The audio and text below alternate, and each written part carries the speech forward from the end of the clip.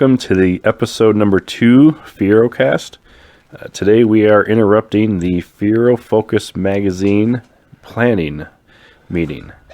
We've got Jim Hallman, Christian Sass, Frank Krozik, and Ken Brown, and I am your host, Mike Croyer. So, good evening, gentlemen. How's everybody doing? Doing all right, Mike. How are you? Doing good. Doing well. So, Jim, what influenced you to start Fiero Focus, and when did it start? Fiero Focus kind of was originally brought up in the first meeting of the Northern Illinois Fiero Enthusiasts back on October 19th, 1991. One of our founding members, Jim Corbin, emphasized at our founding meeting that the only true way to communicate with all of the club members, no matter how large the club is through some type of a written documentation, whether it's a newsletter, a magazine, but there has to be some type of formal written document, and that is the true only way to communicate with all of your club members.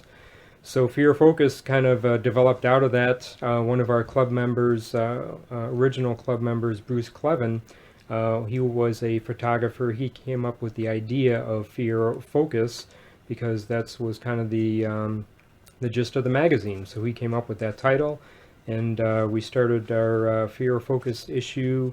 The first issue was, I'm guessing, around November or December of 1991, and we've kind of evolved from there. Interesting trivia question here, so if anybody can answer it. How many issues have been published of Fiero Focus? I believe that's 163 issues have been published of Fiero Focus. That's a lot. How many year spans has that been? Well, if you do the math, it looks like it comes out to about 27 years that we've been doing Fiero Focus. Would you consider that the longest running publication dedicated to the Fiero? Longest continuous, yes. There were some clubs that actually started before the Northern Illinois Fiero Enthusiasts, but they do not publish consistent magazines or newsletters anymore. A lot of clubs have gone digital with just mailings or communications through their Facebook pages. So we're the only consistent one that has continued to publish any type of a written document on a regular basis. It's a good point you brought up about the newsletters. Did Fiero Focus ever start as a newsletter before it became a magazine, or was it always a magazine? It started out as a newsletter, just a couple of sheets of paper that communicated information about club events to all of our club members at the time. When our membership director at the time, Paul Vargas, joined us as a board member, he kind of pushed Fiero Focus to new levels in terms of just expanding it and creating more and greater in-depth content in the communication in order to provide more information to all of our club members. Jim, let me interrupt you. How many members were there back then when it was just newsletter? I'm guessing there were, at that time, probably around 100, 150 or so club members. And that was probably, I'm guessing, around 18 to 20 years ago. Okay. And just so, in case someone doesn't know, how many are we up to today? Right now we're consistently, over the past maybe 7, 8, 9 years, we've been consistent with about 350 club members. Okay. Did you see a ton of growth when you went from like the newsletter to the magazine? Did that contribute at all, or? I think just the consistency of it helped contribute to increasing our club membership. It's more than the content of it. It's just that people want to get something on a regular basis, and they want to know that it's going to be something that's worth opening up and substantial, and it's going to have information for them to digest. So I've got a question for you. How many awards and what kind has the Fiero Focus? That is a self-serving question if I've ever heard one. I just had to slide that in because it's something to be proud of. Yes, it is. Yeah, no, you guys are the most award-winning. I think since at least since 2000. Wow, I think I'd have to look back at who's got an issue I think of it goes Fiero back to Focus here. 97. 1997, I think, is when we first started getting the Golden Quill Award from Old Cars Weekly, and we've, I think, all but 1 year since 1997 have received that award. Now, just for scale and perspective again, how many magazines and publications are competing for that award each year? I mean, we're not like the only one. Oh no, there's... That's the first thing I do is I open it up and I go through and I look at all the pictures. And then I go back and start looking at the articles. And I pretty much enjoy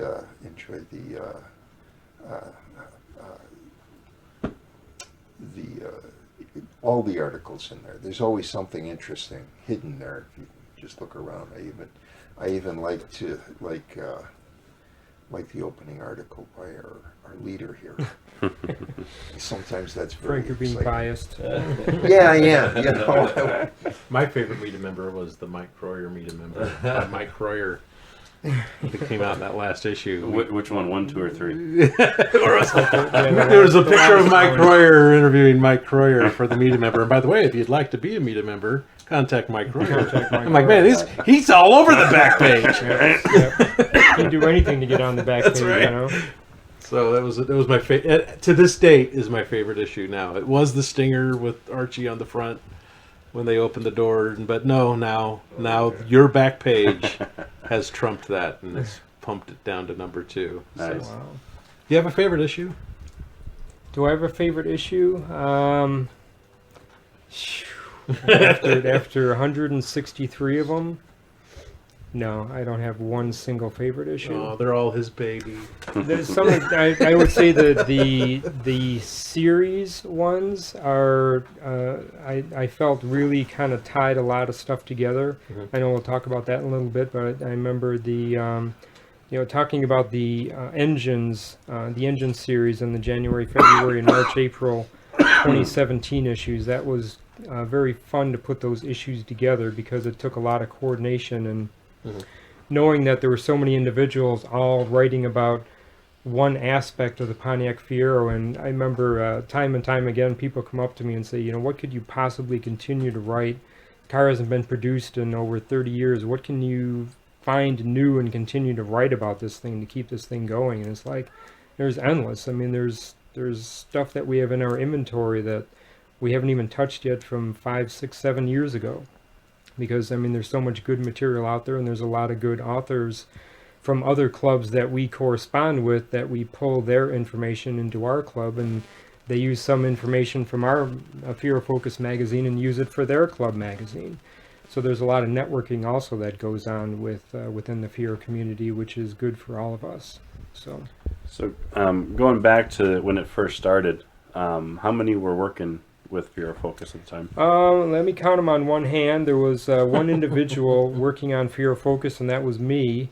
And then we turned into 2 people. It was myself, and then we had one gentleman that took over kind of the layout aspect of it. And we've then, in about 2000 or so, we kind of morphed into a full team of about 6 individuals, and we've stayed at that level ever since. We started out with 1, went to 2, and it just got to be too overwhelming and too time consuming to have just 1 or 2 people do it, and then we've expanded it into a whole team, which I think has really grown the magazine into its content. And at some of these Fiero Focus meetings, I mean, we're already talking about what's going to be taking place in like a full year out. What are we going to do for January, February? Now it's December of 2017. What are we going to do in January and February of 2019? And as we plan out that far in advance, it helps us make sure that we have the right images, make sure that we have the right article content, and we start thinking about, what are some of the accenting articles, such as Ray Dearson's tech articles, or if we have a Fred Bartemeyer article talk about, some of the same subject matters, or it just helps when we think that far in advance to make sure that the issue is as complete as we can get it at that time. So based off of the team that you have now, we've got the editors, the proofers, the photographers, the art direction. What goes into coordinating a planning meeting before we go briefly into some of the individual areas? what goes into having everybody gather here for 2-3 hours, an hour? Mm-hmm. First, you got to pick up the house. Yeah, first we have to make sure that the Sass family is available so we can have a meeting at their house, which they've been graciously doing for us for years. Once they're available, then I contact the rest of the team members, make sure that they're all available for the same date. It takes maybe 20 minutes to a half an hour to put the agenda together. The agenda is kind of an evolving agenda where we just keep adding and removing things as we move forward. To-do list, right? Yeah, it's a rolling to-do list primarily. It helps us stay focused on things that need to be worked on, things that are getting more timely as these deadlines approach. And then the meeting itself, like Mike mentioned, it's roughly about an hour and a half, 2 hours to kind of go through the agenda. And there's the fun thing about these meetings is that really it's just a lot of brainstorming, and I'm hoping that the rest of the team members enjoy the brainstorming that goes on at these meetings. It's very free and open, and I mean basically anything goes. I mean, if you have a good idea, we're gonna take it and we're gonna go with it. And it's well beyond the magazine too. It's all the events that you guys host, like the upcoming event that you're planning for the 35th. I mean, there's more than just the magazine that's being discussed. Yeah, we spent like in tonight's meeting, we had quite a bit of time discussing the 35th event and talking about guest speakers and possibly recording guest speakers and coming up with scheduling of those guest speakers. And then we're also planning a future issue in October of 2018. Talking about the 35th anniversary specifically, and we're kind of planning out some of those things and what's going to be included in that issue, how we're going to go about getting it to the members, various multiple aspects of all that. Very cool. Now we're gonna kind of switch a little bit. You can kind of carry the editorial end of it. Christian, Frank, Ken, your thoughts on over the past years of how the photography has gone. Frank, you do the photography for the magazine. Ken, you do the image cleanup. Christian does some of the art direction. How do you pick pictures, or how do you come up with ideas for pictures? I'm going to tell you the truth. It's kind of difficult to come up with a new way of photographing the same model car for about 13 years. And that would cover the major shows, the anniversary shows. I've made a couple of special trips up for instance, to do Dave Bagwell's DL10 Predator.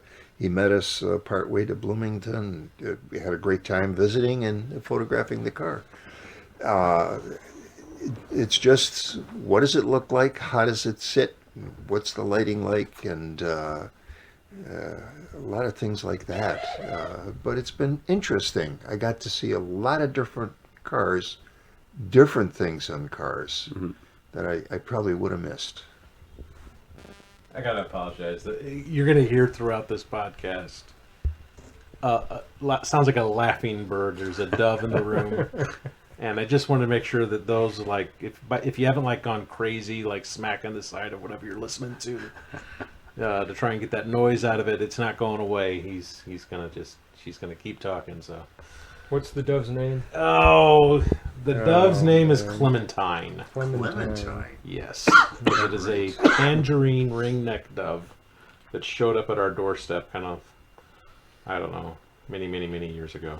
But yeah, sorry.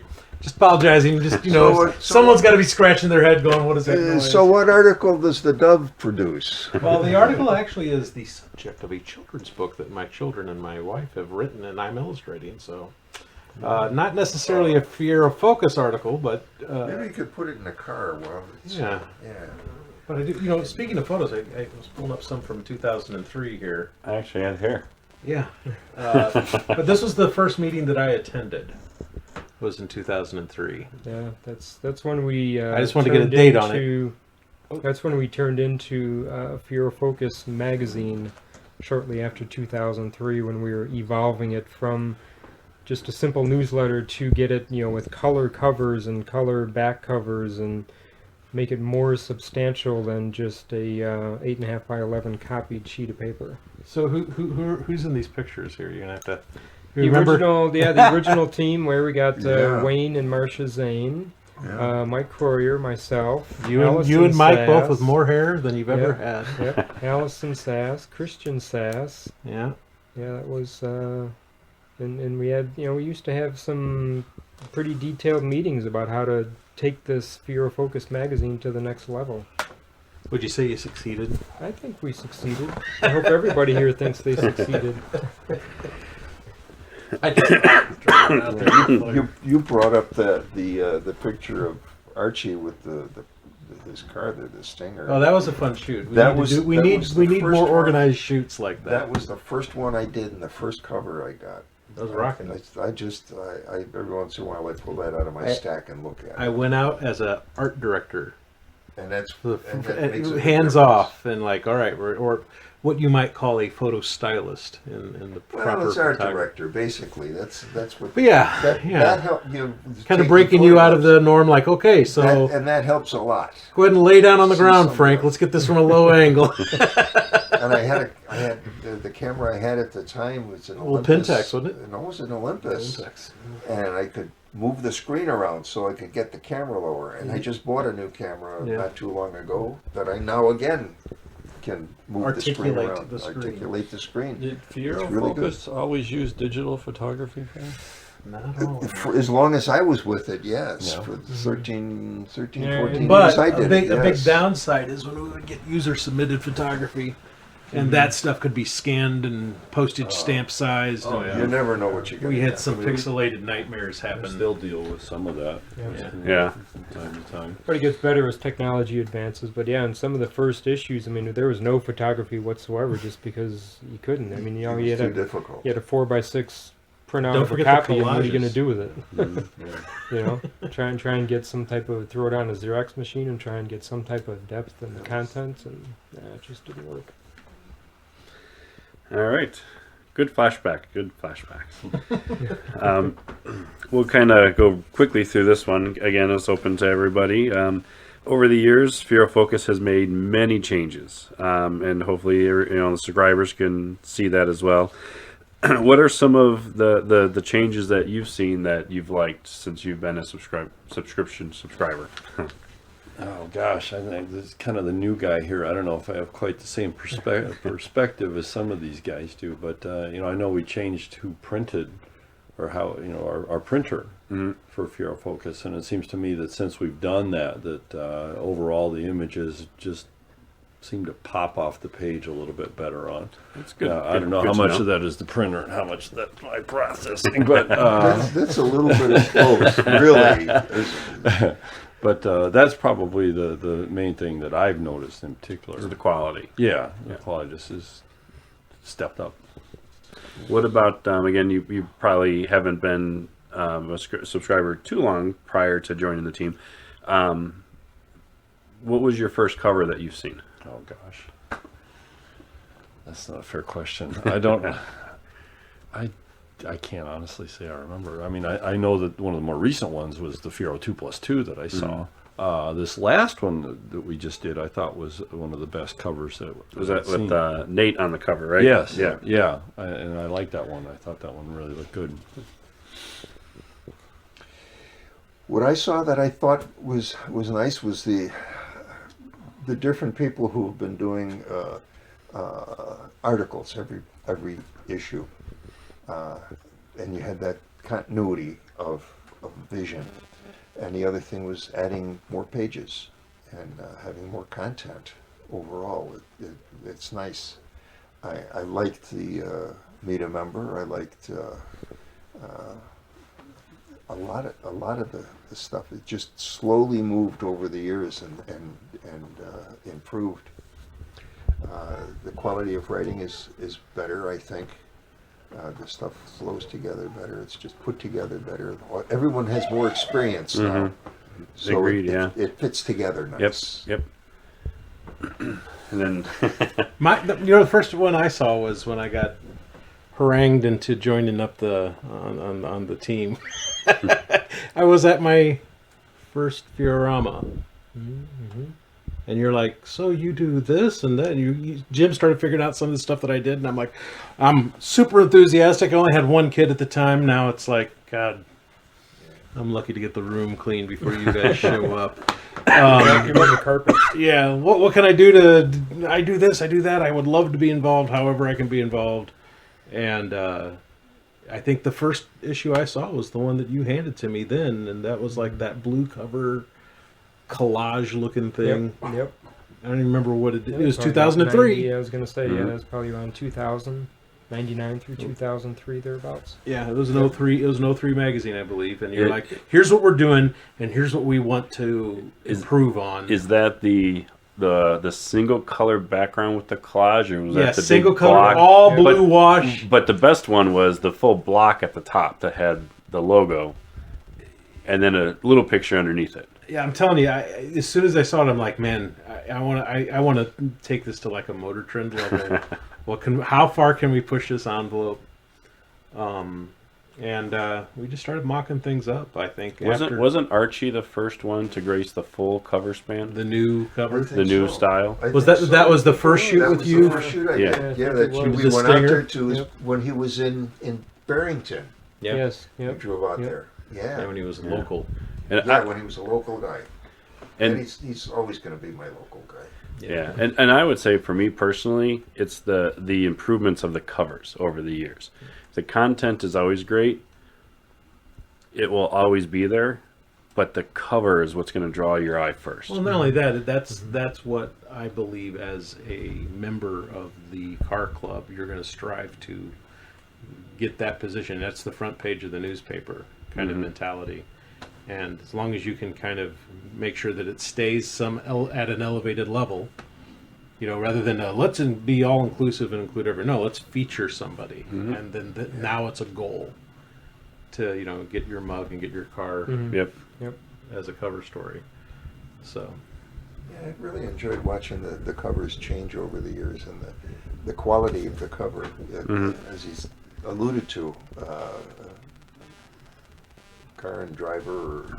well, just It's- magazine stand. I'm like, Yes, I want this to magazine look like it stand. belongs on a magazine stand. And here are the trends, and here are they do this. Here's how. I've never had the opportunity to lay something out that I think would fit in that rack on the magazine rack, and that was the goal. And I think we kind of got it figured out about 5 or 6 in. Yeah.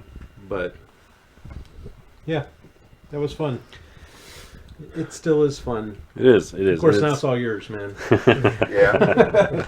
I'm not as I'm more active trying to get my cars functional before my kids are old enough to drive them. Which I'm down to 2 years now, Jim. I'm Down to 2 years. down to the wire. Yeah. Yeah. What do the scribers have to look forward to in the next year, going into 2018? In the next year, as we previously mentioned during the podcast tonight, one of the big things that we're looking for this year is the October 2018 issue, where we're going to do a full review of the 35th anniversary. Leading up to that, we're finalizing some plans for the March, April, and May, June issue, where we're going to have a article that's going to discuss what's involved with doing a 3800 V6 engine swap. Not necessarily a step-by-step, here's how you do it. It's going to be, what are the things you need to think about before you even consider doing a 3800 engine swap? So we have I'm gonna 2 need that issues one. dedicated to that, written by one of our club members, Tim Jarrell. We have our annual Dells Run review. We have our annual Fiorama review. So we got a lot coming up in 2018, and we're looking forward to another good year of Fiero Focus enjoyment. All right. And then last, before we say good night, any closing remarks to non-subscribers? What would you say to them to persuade them that they need to have this magazine delivered to their mailbox every other month? Well, I'm gonna lead off with that. I think the first thing that comes to my mind is, obviously in this digital age, there's a lot of people that say, why bother with a hard copy magazine? But obviously with 350 club members, there's still a draw to have something in your hands that's of good quality that can bring you back to the Fiero community and bring you and help keep your enthusiasm in the Fiero community up. And I think that that's of the utmost importance, obviously 30, 35, as we move into 40 years after the Fiero was introduced. People just want something that is of substance to know that they can connect with other Fiero owners in the U.S. and, as in our case, in the world. I'm going to add to that, because a lot of the draw of the digital age is it's in snippets, quick, fast. None of the articles are that long.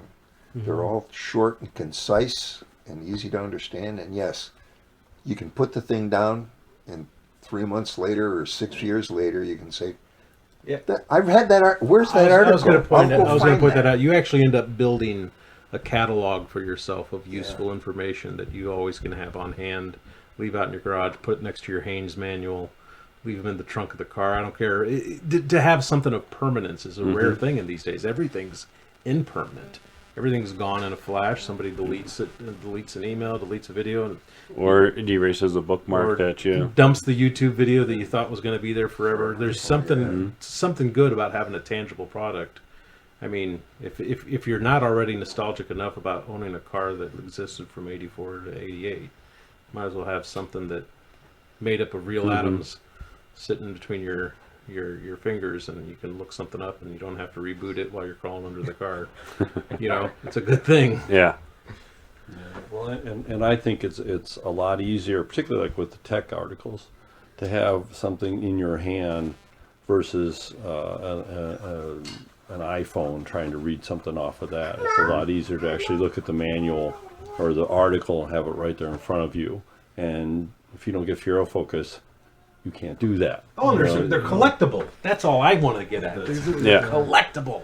Well, Ken, you bring up a good point, because if somebody needs to look up an old article based on tech or anything that Fiero Focus has published, we do have that index on FieroFocus.com that you can very easily reference any tech article, and you can, if you have your, like Christian said, if you have your catalog set up, you can very easily go back and say, okay, it was in 2000, issue 6, here's my reference back. Yeah, I would assume that we've probably written more over, and listen to me include myself like we've written anything, but you've probably written more in the collective archives of Fiero Focus than you'll ever get in a Hayes manual. And it's not stopping. It's continuing. Yeah, and it's, going back to Ken making the comment about the tech articles, we've had people who've worked with GM. We've had people who've how many years been now? in the auto industry that really know these cars. So it's not like we're pulling them and saying, "Hey, write this article." How many times have you repeated an article? In A tech article? Has that ever happened? Out of 27 years? 27 years, no repeats. That's fresh content for 27 years. Yeah. And the thing about those tech articles too is you can read a manual and can tell you how to fix something, but a tech article will tell you, okay, Here's what to the watch trouble out for. spots. Yeah, these are things that are known problem issues with the Fiero, where if you don't read the article, You've got people who love and work on those cars as well, telling you something. Right. Not just somebody who's And that's hired right. to shoot a picture. And that's where I think it kind of makes it a little bit personal, because it's like you're getting to know the person who's writing them, and that they're pretty damn accurate on what they're talking about. Yeah. They've been there, done that, and the same token is if I have a problem with my car, I can go back and say, oh, this is a common issue. I can go back and do some research. And Can I throw a closing remark in there? Go for it. Do you think so many years of us consistently putting out this magazine has finally forced General Motors to put a mid-engine Corvette out? Is that our fault? It sounds like it's coming. It sounds like it's coming. I think to I compete think I think we compete can. with the history of the Fiero. I That's think what it is. we can take the blame. That's for why. That. That's why Chevrolet got rid of the Fiero. That's right. That's why they got rid of it because the we competition gotta was get there. rid of this because we got to bring out a mid-engine Corvette. That is Pontiac beat us to the punch. That is not fictitious lore. I'm telling you right now. It all comes full circle this year, and I think basically they realized, 27 years and this thing hasn't died. Maybe there's something to that. I mean, that's a lot of crow to eat. Is all I gotta say. Just awful lot of sports cars with mid-engines and very successful and snappy things. Let's buy it. Let's all pitch in, buy a Corvette, snap that front emblem off, and put a Fiero emblem on the front. And just let them admit that they were wrong. Well, you remember when I forgot what was it? The 20th show with Hulky there, and somebody brought up the how he beat the pants off. Beat the pants off of the Corvette at the test track. I've got the video. You can look it up. It's still on YouTube. And you can put a link on that, right, Mike? Yep. All right, he did admit that it could out accelerate it, but it couldn't deal with the corners. Yep. So then they brought the turbo out and they shut him down.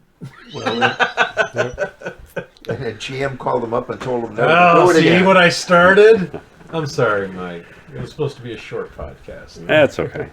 All right. So before we say goodnight, Jim, any last thoughts on where you see Fiero Focus going over the next 10, 15, 20, 30, 40 years? Holograms. Holograms. No, we've had a 3D cover. I know. Yeah, I know. We've had a 3D cover. I mean, it all depends on the creativity of this group as we continue to evolve over the years. So if you're a creative, send an So email. yeah, if you're creative, you want to join us. Again, it's a lot of fun, a lot of brainstorming at these meetings. If you're interested in that, drop me an email, and you'd be happy to have you join us as part of the planning team for Fiero Focus. If you're not already a member, you can subscribe through FieroFocus.com. We'd be love to send you some examples of what we do, what we come out with. So the finished product is definitely worth its weight in gold. Oh, it's worth much. More It's definitely a great publication, and we look forward to the many years to come and the different content and all the different stories. So thank you guys tonight for meeting and enjoying this podcast. Join us next month. We're going to have a detail session with Wayne Zane. He's again back with for us for a podcast that he's going to talk to us all about detailing and what goes into it and all the other fun stuff. So it's the winter time, so it's time to start the detailing for the next show season. So have a good night, and we'll see you soon. Bye.